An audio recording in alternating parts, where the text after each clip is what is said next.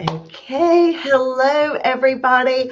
Got my friends Kim and Eric with me. Kim is from Alabama and Eric is from Virginia. We're super excited to talk about negotiating strategies, some out of the box techniques that maybe you do currently, do, or maybe you don't. But would love, so in the middle, feel free to add comments. Would love to hear from our people. What do you do that's somewhat unusual that's working? Awesome. Well, I'm glad you two joined me today. Thank you. Thanks for having us. And both of you told me separately that both of you are a little bit nervous. It'll be interesting to see when it's over. I want your true opinion on how it was because what I have found is everybody's nervous. And at the end of it, they realize it's just like we're friends, just like talking to your friend. Well, that's what I shared when I saw Eric had shared the event or whatever, and so I shared it, and I was like, okay, hopefully it's just going to be like chatting with my besties that I really haven't met yet. I've met Jennifer, but not Eric, so Yeah, my see, new you're besties. making connections. I feel like that's part of our job too, right? I always Connections call myself matter. the matchmaker. Yeah. Between agents, between houses, between anything that you need that I have. That's what we're here for. Hey, Tiffany. So, who wants to begin on leading the discussion? Eric does. He said so earlier. He wanted to jump You in and were take the very lead. quick with that, Kim. I like that because I was going to say you, but I always This I try to morning, say ladies first. Jennifer will fess up too that this morning I texted him like, okay, still not really sure, and I gave her all these ideas, and she said, okay, how about this? And this was not on my list, so I'm here for it. But Well, let's this was Eric's idea. The topic was therefore, his idea, therefore, and I take it figured, away, Eric. My other idea was 37 years in the business, what not to do. Uh, and that's a good one too. Actually, maybe we'll do another If one I for knew that one. then what I know now, yeah. Yeah, yeah. that would be a really good one. We should do a follow up. Well, I think kind of starting sort of from the beginning. For me, I like to establish common ground with whoever I'm working with. So maybe if I'm on the buy side, I want to Google that other agent, maybe check their LinkedIn, kind of like how I checked Kim, and Kim went to Alabama. I saw that. Sorry, they didn't get in. Uh, and so once you can establish some common ground, I think it usually helps. And I did one recently where, the buyer was putting his dad into this place. His dad was a retired Army vet, and the sellers, I already knew that the seller's father was a retired Army vet. So I brought that into the picture and it worked out great.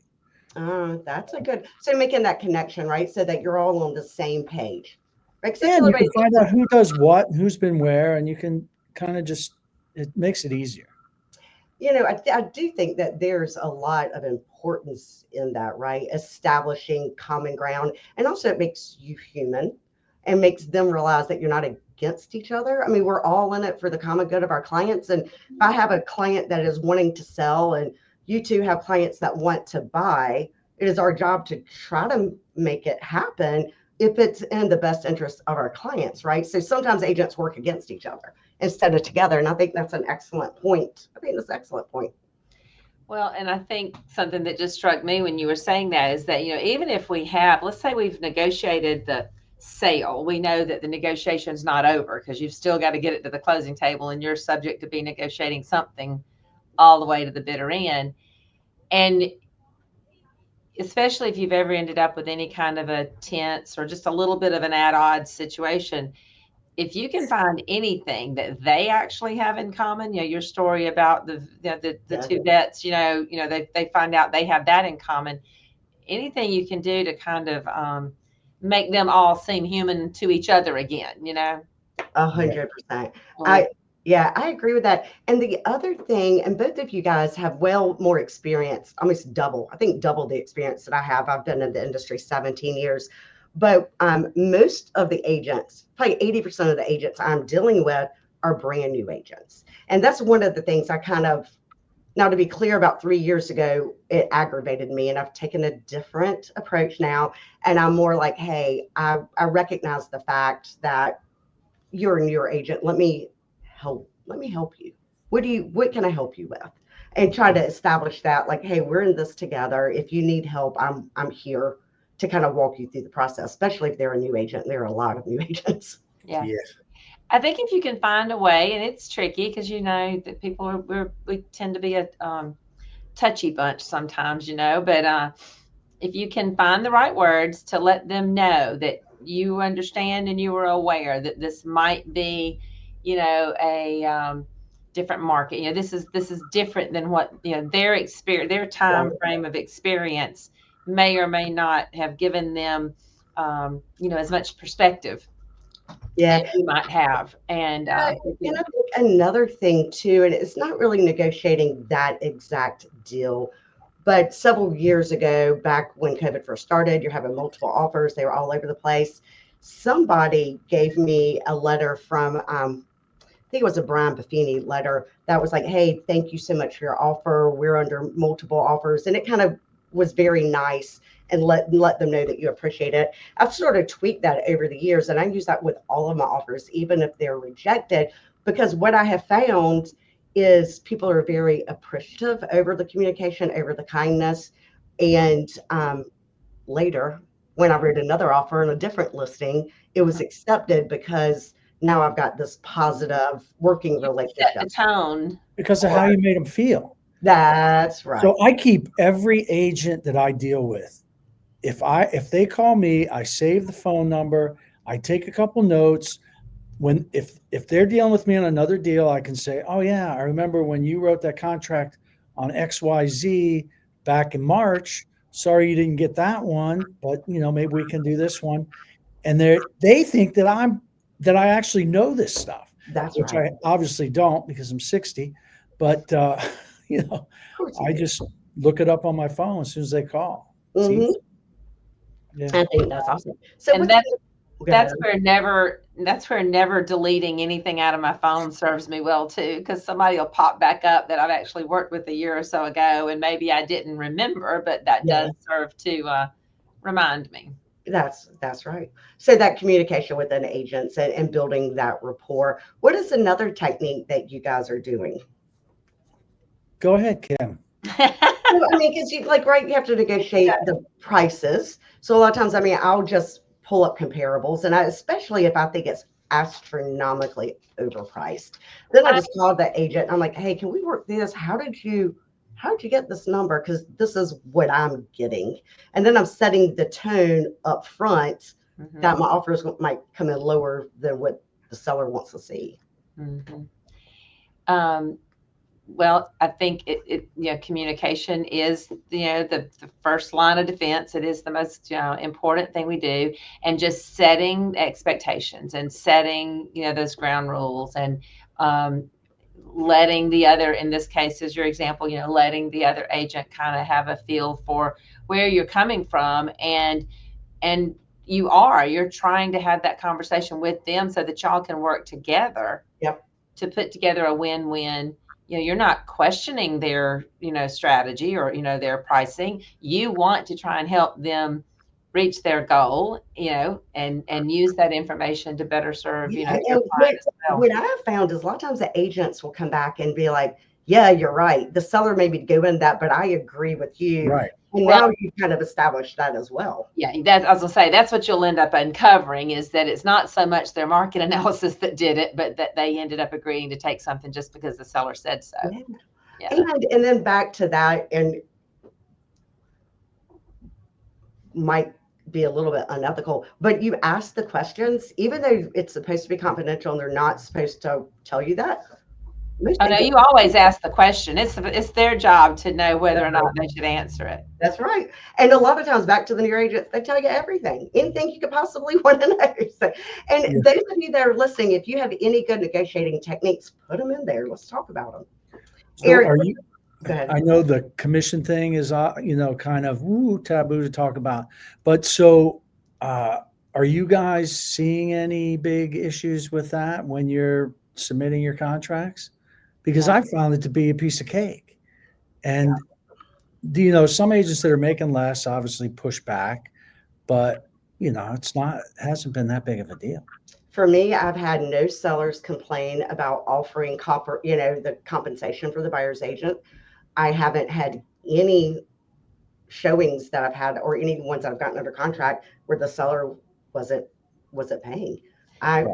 I've haven't. I mean, so far, I mean, knock on wood, so far, um, it's a little bit harder on our end, right? Because you have to establish what you're getting paid up front and let the buyers know up front what that is. But so far, I haven't had any. I was gonna say, I really believe, the things that have not changed is that the bottom line number is the only one that matters to the seller, That's right. And and you just have to show them, right? You just have to go back in and say, hey, listen, this is the way I work, whatever that commission is, and this is what I give to the buyer's agent, and this is why. And yes, it's negotiable, and yes, it's up for discussion, but not with me. yeah, well, I was gonna say These are the negotiable numbers, does, this is why. yeah, negotiable doesn't mean you have to negotiate, Right. and I've said many, many times that, I'm fully prepared to share with you, and my value and what I bring to the table and what I'm going to do. I hope when this is all said and done, you think I'm underpaid. Yeah. I want to have, given you, above and beyond, service. And, um, you know, the other part of this is that if I can't protect my own value, I may not be the sharpest tool in the shed. You may not be, I may not be the one you need to be hiring if I can't protect my own value. You want someone you want every dollar, you want top dollar, you want, and you're going to need someone that, is capable. So Yeah. Kim, to your point, Kim, we get a lot of, we have kind of a mixed bag here in Northern Virginia, and a lot of people are shaving their commission. So years ago, I just started to do 100% commission guarantee so that I don't have a fight about commission up front. I tell them, if you don't think I earned it, in the end, I'll give you back whatever you think is fair. And I've met zero resistance. Right. And nobody's asked me for 10 cents. You've been around as long as I have. We've established that. Did you ever remember the name Howard Brenton Yeah, in sure. the training? Uh-huh. I have tried so hard I call surely everything is online now, everything's on YouTube or whatever, and I cannot find it. But he had a session. What's his name? Howard Brenton. Brenton, Brinton, Brenton. He talked about how, I'm not going to negotiate up front. I'm going to guarantee you that I will never allow my commission to stand in the way of your transaction, but I'm not going to cut it up front. I want to be the one, if we get to a situation and I've done my job and the other agent, if there is one, has done their job, and we've gotten all parties as close as we can get them. And if the gap is small enough that I can do something about it, I mean, I can't give up my entire commission, but if the gap is something I can do something about, you won't have to ask. I'll be the first one to offer, because Yeah. I want to be the one to ride in on the white horse and save the day. But if That's kind of a slippery slope then, because now you're putting it. Yeah, I don't do it that way. I've never had, I mean, just much to your guarantee, you've never had an issue with it. I think when you set the stage, and it's not that it's not a standard part of my conversation, but if they start asking me to cut my commission, I'm going to explain that I respect the fact that they, are asking, and I respect the fact that we're going to have a conversation about it, but that I'm not going to do it on the front end. Yeah. Because if I do it on the front end and we find ourselves in that position at the end and I can't do it again, and it's not realistic to even ask or expect me to do it again, I now look like the bad guy. I am allowing it to stand in the way. Yeah. And that's not a position that I'm going to put myself in. So if you will just trust me that I'm going to give you every dollar's worth, every penny's worth of, value. And again, I hope when it's all said and done, you believe that I've been underpaid. I just, everybody finds their own way to say it, but Howard was the one that kind of planted that seed with me. And I listened to that cassette tape a million times and wish I could find it. Yeah. And it has served me well. I might have had it on 8-track. Yeah. I will say Rick and Robert and Pamela and David and Andrea and Dana, put some of your negotiating techniques in there, right? But speaking of which, I had the listing. I've had 2 sets of buyers come in and say, we want to do a cash offer, no representation, no buyer representation. you should negotiate your commission because we don't need representation. Now, let's keep in mind, we all know that they have to, because you still have to write the offer. You are now working twice as hard. But in one situation, both situations, they came in astronomically low in the offer, and I said it in my sellers, and I was like, here's the offer. I did a seller net sheet, right, that showed if I negotiate my commission, let's say I do 3%, and I'll do it all for 3%. Here's what you'd come out with. And if I don't negotiate my commission and we sell it for X amount, which I know you can get in the next few days, what's the difference? And it's not taking the cash offer, you know? Plus, it's quit using percentages Yeah. and make them into dollars. Yeah. Because if they want 0.5%, it's real money. Yeah. Or if they want 1%, maybe that's 33% actually. Yeah. So it's not 1%. No, because actually, if you look at commission, you cut it at 0.5%, and it depends on the price point, but it actually comes about close to 17% of what your commission actually is. Mm-hmm. If you look at the dollars, and that's why I do that seller net sheet. Because at the end of the day, I'm trying not to make it about me, and I think that's what you were saying, Kim. Also, it's not about you and your commission, but you just show it to them in black and white. I mean, very clearly. Yeah, absolutely. So, Eric, tell me about your guaranteed sale. Let's learn more about this.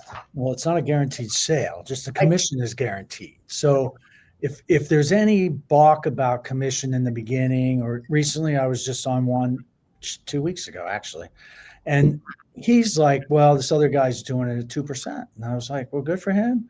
You know, if you want someone at 1%, I can find you someone for that too. Yeah. But you're going to get what you pay for.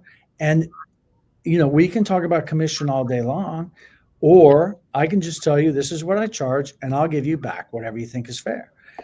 Now, it was interesting because he said to me, and I remember this like it was just 10 minutes ago, because it was him and his son right across the table from me, and they look exactly the same except for 30 years difference. And I said to him, he goes, well, what if I tell you I don't like your hair? I said, well, that I would understand. I said, because the two of you guys are follically challenged. Because they were both bald. So it was kind of an icebreaker. And you know, it was funny, but you know, it never comes up after the fact. Yeah. Because you're saying, give me a chance to earn my keep. Yeah. And if you don't like what I've done, or you don't think I've earned it, I'll give you back whatever you think is fair. Yeah. Then you don't have to say, I do this, I do that, I do this, I do that. It eliminates a lot of that conversation. No, I think that's awesome. That's a great idea. And you've been doing it, you said, for 10 years.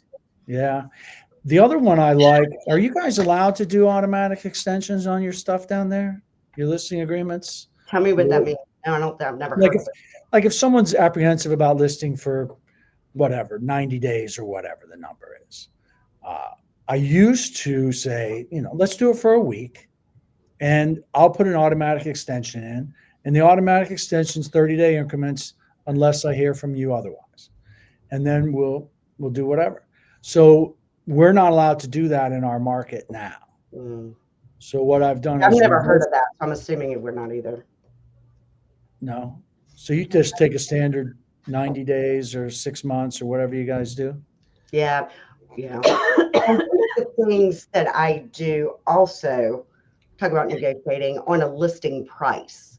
So I think it should be listed for $1. I don't know. Think of a number, and they want to come in at $1.50, you know, whatever it is. Then one thing that I do is I do an agreement to amend the contract right when I'm meeting them for a listing. So I say, hey, listen, I recommend, based off of the market data that I'm seeing, is it should be listed for $1, but you want to list it at $1.50. Can we agree that after 10 days, if you don't have 6 showings in 10 days, we're going to drop it to $1? Right. And they're always like, yes, but I haven't signed it up front, and and it's dated on the date. But what happens, because in the past I'd have the conversation, and then they would be like, when it came time for that price reduction, they would say they didn't remember it, didn't remember having it. So now I put it, it's part of my listing packet now. It's good. Automatic reduction. an automatic reduction. And we can, that just sets the stage because they're like, can we do 10 days? And, whatever. At the end of the day, you're getting in writing. So then you could go ahead and lower it Right. to the dollar. I wish the house is sold for $1. Do you? I thought Eric was just here. Good looks. Now he's actually giving ideas. Rick, we want you to give us an idea. Quit picking on Eric. I brought this just in case Rick showed up today. Uh-huh. I like it. Oh, it's Pickleball Rick. Pickleball Rick out in San Diego. Oh, that's awesome. So those are good. Those are some good points. Anything else that you're doing? How's the market in your area now? In my area, God, it's gotten busy again. Like third quarter was busy and then it slowed down right before the elections. And now I got one under contract today, which usually this time of year is the time that I do my business planning. I go ahead and do my schedules for next year as far as training and consulting and all of that, and my trips. But man, I'm busy. What about you guys? Still a little slow right here. I haven't seen, quite the pickup I was anticipating that once we got the election behind us, I think everybody's just, We are starting to see a few days on market. Yep, and more listings. God knows. So as I'm looking over here, I'm looking at the wall behind me, in front of me, behind you guys, that have all of our listings on it. And we used to have 8 picture frames with our listings on it. Then we went to, we now have like 32, and most of them are under contract. So listings are coming up, right? We're having more listings. Days on market is longer. Prices are leveling out, but they're still selling. Still selling within 30 to 45 days. We've been at 5 days, Yeah. For a long time. And now it's just starting we get these monthly updates from the title companies. Mm-hmm. And they'll tell you, this is the last 10 contracts we got in Vienna, which is an area close to me. This is the last 10 we got in McLean, or this is the last 10 we got in Reston. And you can see that these are all above list. And so typically the closer into the DC, the higher the prices, less days on market. And as you get out, it becomes a little more balanced. Mm-hmm. Yeah. Yeah. Is that what you're saying too, Kim? we're definitely in a 30 day. We're on up there, around a month on average on the market, and we've gone up to about 45 days. And that 300 to 350 on an average price point, Yeah. So. But it's still in my area. It's still a seller's market. It is starting. I don't believe it'll be a seller's market much longer. We're starting to see that shift with the inventory going up, but as of today, it's still a seller's market here. Yeah. But I think that shift is starting across the country. It seems like everybody I've talked to starting to see it's, usually it becomes a balanced market before it becomes back into a buyer's market. It'll be interesting to see once the interest rates drop a little, if that affects it. Yeah, right. I don't see a huge drop of rates coming. No, but it's projected. They've already started going down a little bit. I think I saw today it said like 6.4. From everything I've read, it's going to drop a little bit every quarter of 2025, but the average is going to be at like 6%, maybe high fives. But that'll be where it kind of levels off at. Fives would be fantastic. Right? Fives start to push more sellers. Yeah, but like 5.9. Between 5.9 and 6.1, I think, is everything I've read. Which I bought my first house at 10.5. So.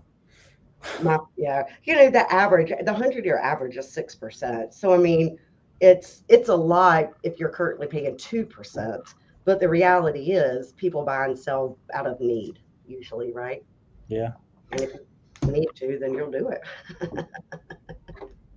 It was tricky last year, right? Last 18 months, it went up like 11 times in 12 months, which we had never seen in 100-year history. That was insane, and that scared a lot of people, and I don't blame them. But I think now it's kind of getting a little bit more consistent. Yeah, it's not. I don't think we'll ever see it in the threes again, 3s and 4s. I think that is of the past. The lenders were I think feasting then it too. proved to be an unsustainable, it's just not a healthy. No, it's not. Okay, let's look at see what Robert Little wrote a paragraph. Sorry, Eric, I've covered you up, but only for a second. I work hard on Stand by shore. fire. I know. Sorry, yeah. Oh, that is true.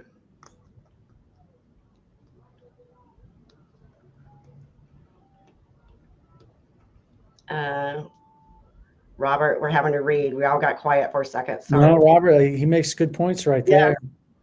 Robert's the king of Vegas. he is the king of Vegas, and he's right. I think a weaker agent, a newer agent, is going to tell you whatever you want to hear, not necessarily what it'll sell at. And honestly, it's always funny too because if I don't get the listing over that, which it's rare, but a couple of times I'm like, here, keep my card because I know you're going to list with a different agent based on price. And when they don't sell it, When give they me don't a call.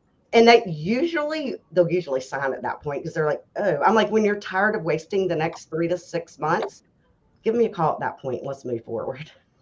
I had that happen with one of my neighbors twice. Twice. They didn't go with me the first time because of commission. They didn't go with me the second time. Had me over for some nasty casserole for lunch. And I said, forget it. We're not talking about commission again. And then that one failed. And then I'd sold 2 across the street from them. And one neighbor's like, why do you keep going with the route you're going? It's just not working. Yeah, that's right. So, Cut your losses. Just hire me. I'll get the damn thing sold. We can break bread in celebration instead of agony. They forget that time is money. They waste a lot of time and Well, and then and that's a good point too, Kim, because the longer it's on the market, the more red flags go up to potential buyers. They end up selling it well below what you could have sold it for, Eric, if they had used you from the beginning and paid your commission and did whatever you recommended, price point and all of that. You've got it and it sold. You would have gotten more than if they waited 6 months and kept dropping the price down. I got one we're waiting for day 61 because that's our reset here. And I took it over from another agent. So we're going on January 1 Okay. because theirs expired November 1. So Okay. ugh, We're on a 31-day reset here. that's nice. Yeah. tell me what now? So meaning that if you take it out of the MLS, how long does it have to be out of the MLS before you re-put it in there that shows up as a new listing? For us, it's 31 days. His is 61. Yeah, I don't know what ours is right now. Yeah. It's What's yours in Alabama? That's what I'm saying. All of a sudden, I'm just thinking, I don't know what I know they changed it here a while back. And I don't know. they keep changing it. Yeah, they changed it here too, but 31 days as of today. We'll see. It might change. So then in summing things up, I mean, so you are being able to negotiate. People are negotiable. Yes. Yes. Buyers, sellers, agents. Buyers just starting to be able to here. Yeah, that is true. I agree with that. They just need the right agent that has the negotiating techniques behind them. Well, there were multiple offers, so it was very difficult for a while. The commission thing still comes back at some agents, but we've been able to get past that for the 90% of them. Yeah, I just tell them, like, listen, I've been doing this a long time and it really hasn't changed. I mean, the basics of it is just the same as it always has been. No, I'm talking about the listing agent. If you're bringing the buyer, and I have my commission written in, and listen, our commission is kind of taking a little bit of a downslide, but I do what I do, and I tell them that's not touchable. Mm-hmm. So, and are your buyers making up the difference? I haven't had the need because I've gotten the agent to agree to what we've been putting out there. That's good. Well, That's really good. You've got a strong enough buyer and your offer is written as clean and as strong as possible. You've got some leverage, in those situations. And so all of that certainly comes into play. I think what comes into play even more around here is ego. And then these guys, you get to the closing table and you see what they made. And then you realize why they're mad at you for making what you made. Yeah.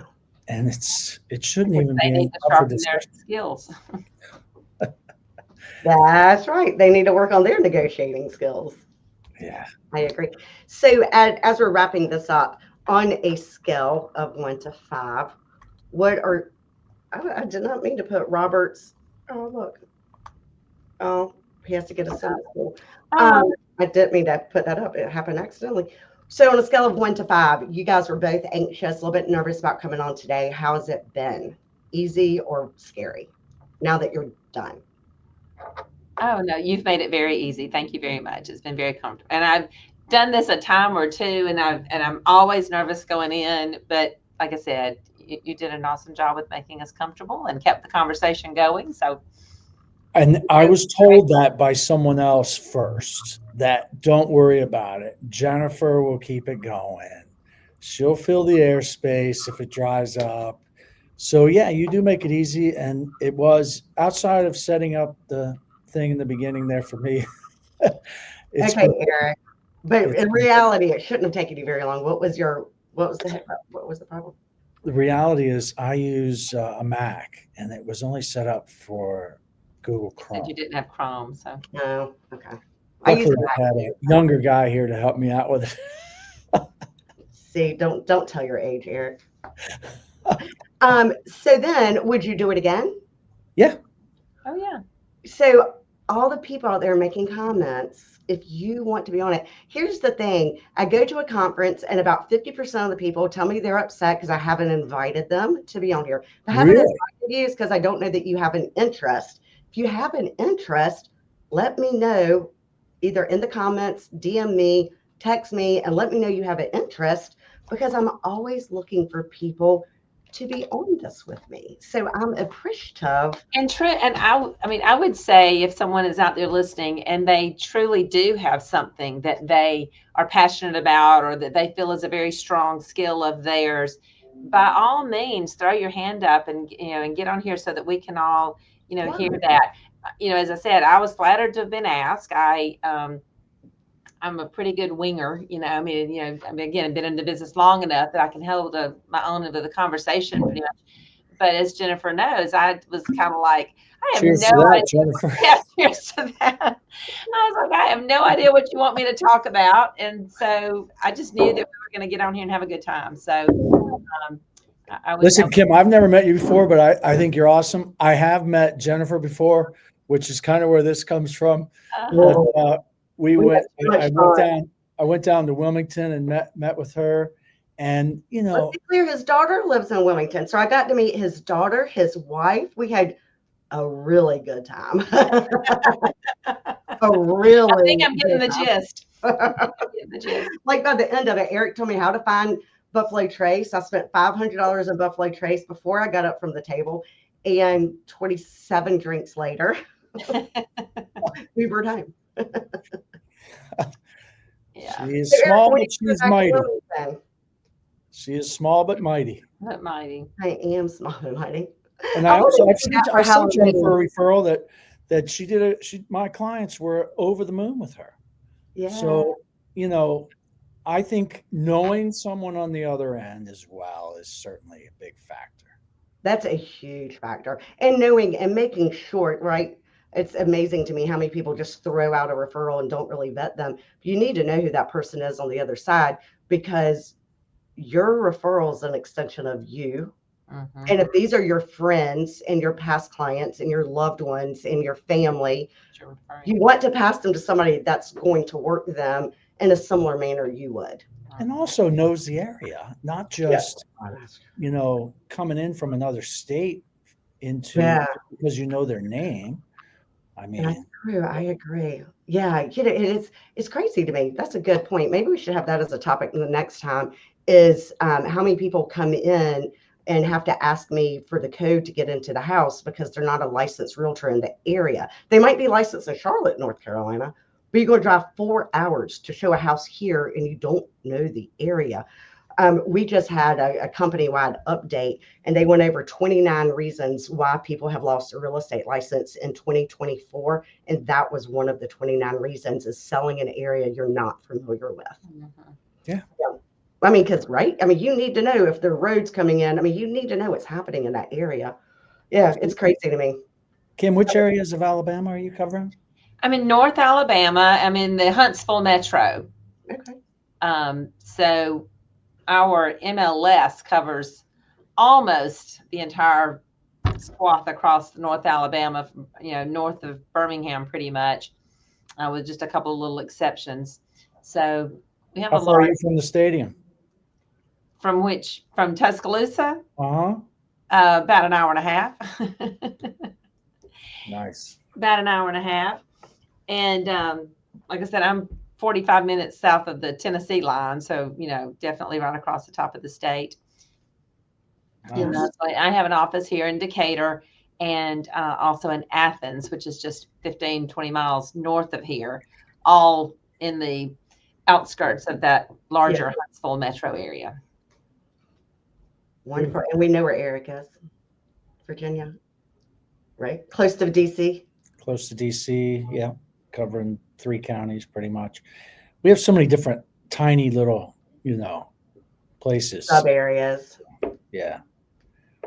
Well, good. Well, thank you guys. We're going to do this again. Y'all both, I heard everybody on there heard y'all commit to doing it again. So Thank let's you. do it again. I love it. I appreciate you too. Thanks for having us, Jennifer. Yes. Thank And Eric, you need to come back down, come visit. Yeah. I'm taking the kids to Mexico for Christmas, so we're getting out of Dodge. Yeah. What part of Mexico? Tulum. Mark and I went to Tulum prior to COVID. So maybe 5 years ago. So loved it. Oh, my wife is such a fantastic concierge too. I don't have to do anything but pay the bills. Where are you staying in Tulum? Who knows? Oh, I know we're doing diving in Akamal. Not much I do know. How long are you going to be there?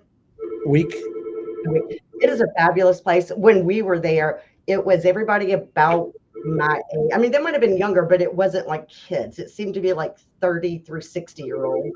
Right. And it was a really fun. We really had a good time. Excellent. Yeah. Well, Merry Christmas to you Safe guys. trip, and Merry thank you very much for having me. Yeah, thank you for coming. Happy New Year. And thank you guys. Merry Christmas to you guys. Yeah, you too. Merry Christmas. Talk to you soon. Bye, guys. I got my Santa hat hanging on the wall. I started I putting it love it. Bye, guys. Bye. Y'all did good.